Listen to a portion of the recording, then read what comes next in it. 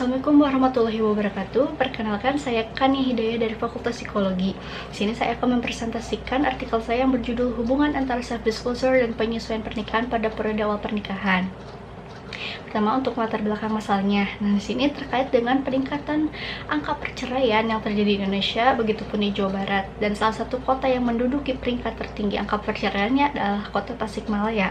Berdasarkan data dari Pengadilan Agama Kota Tasikmalaya, bahwa pasangan yang mendominasi perceraian adalah pasangan dengan usia pernikahannya 1-5 tahun.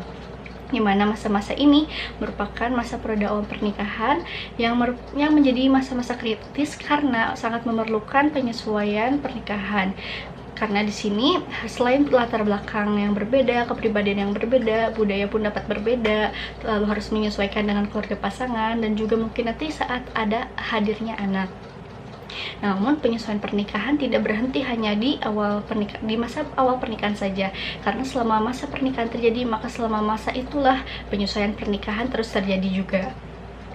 Nah, untuk mengenali lebih dalam lagi pasangannya, karena perbedaan-perbedaan tersebut, maka diperlukanlah komunikasi. Dan yang menjadi kunci dari komunikasi adalah self-disclosure atau pengungkapan diri. Self-disclosure adalah proses pengungkapan pikiran, perasaan seseorang kepada orang lain.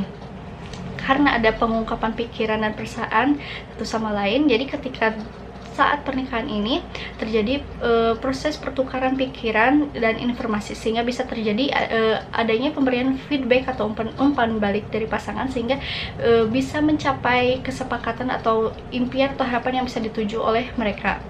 Dimana penyesuaian pernikahan sendiri itu terkait dengan kesepakatan relatif antara pasangan suami istri mengenai isu-isu penting dalam rumah tangganya, dan juga terkait bagaimana atau refleksi mengenai bagaimana komunikasi, bagaimana berinteraksi, dan juga bagaimana mengatasi konflik yang ada.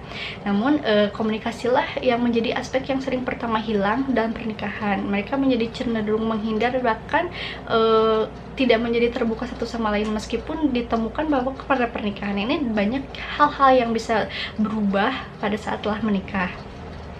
Nah, untuk teorinya sendiri di sini menggunakan self disclosure itu dari Waring, yang terdiri dari 4 aspek yang yaitu aspek relationship, money, sex, dan imbalance. Dan untuk yang penyesuaian pernikahannya itu aspek dari Spanier yang terdiri dari 4 aspek juga, terkait dengan diadik konsensus, diadik cohesion, diadik satisfaction, dan affectional expression.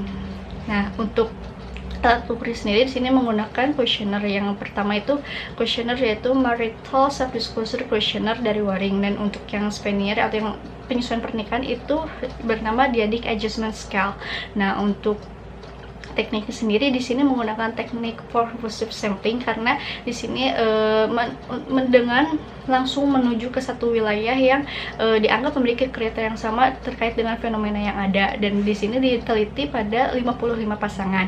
Dan untuk hasilnya sendiri ditemukan bahwa ada hubungan yang signifikan antara self disclosure dan penyesuaian pernikahan dengan koefisien korelasi sebesar 0,459.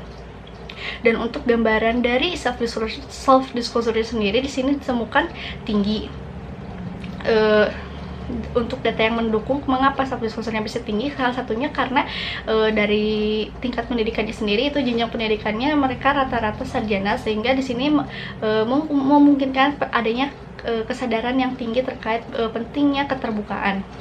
Sedangkan untuk penyesuaian pernikahannya sendiri ini juga tinggi, yaitu sebesar 97,3%, yaitu maka di sini bisa dikatakan penyesuaian pernikahannya baik, yaitu artinya bahwa pasangan-pasangan ini bisa mencapai kesepakatan antara pasangan suami istrinya ini terkait isu-isu rumah tangganya, terkait bagaimana menghabiskan waktu, terkait bagaimana mengekspresikan perasaan dan juga kepuasan hubungannya.